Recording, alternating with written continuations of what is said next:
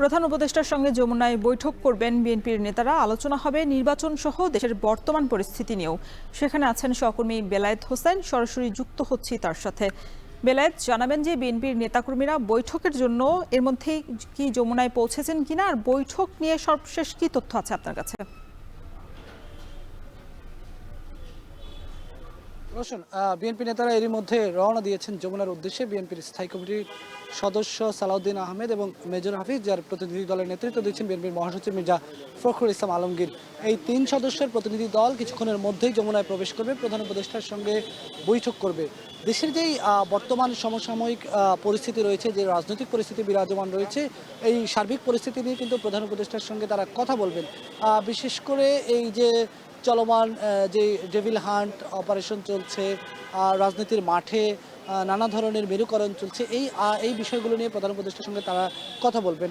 স্বাভাবিকভাবেই এই বৈঠকটি এই মুহূর্তে বাংলাদেশের রাজনীতির জন্য, বাংলাদেশের বর্তমান পরিস্থিতির জন্য কিন্তু একটি গুরুত্বপূর্ণ বৈঠক বলেই ধারণা করা হচ্ছে। বিশেষ করে আগামী জাতীয় সংসদ নির্বাচনের আলোচনা যখন হচ্ছে, সেই নির্বাচনের যে তাগিদ বিএনপির পক্ষ থেকে বারবার দেওয়া হচ্ছে, সেটি নিয়েও আলোচনা হতে পারে। একই সঙ্গে রাষ্ট্র সংস্কার নিয়ে যে চলমান আলোচনা রয়েছে, সেই আলোচনাও কিন্তু বিএনপির সঙ্গে হবে।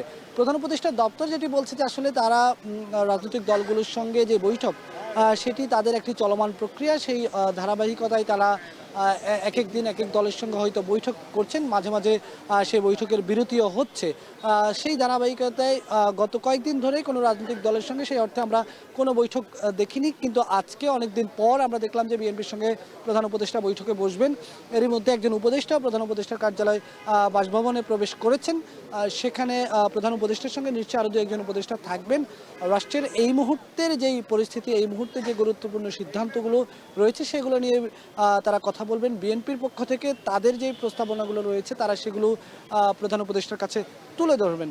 সব মিলিয়ে এই আলোচনার আমরা অপেক্ষা করছি। বিএনপি হয়তো কিছুক্ষণের মধ্যে আসবেন, তারা বৈঠক করবেন। বৈঠকের পর নিশ্চয়ই তারা গণমাধ্যমের সঙ্গে কথা বলবেন এবং কি আলোচনা হয়েছে সেটি আমাদেরকে জানাবেন। তো এই ছিল রাষ্ট্রীয় অতিথি ভবন যমুনার সামনে থেকে আমার কাছে সবশেষ খবর। রোশন। প্রধান উপদেষ্টার সাথে বিএনপির নেতাকর্মীদের বৈঠকের সবশেষ তথ্য দিচ্ছিলেন সহকর্মী বেলায়েত হোসেন।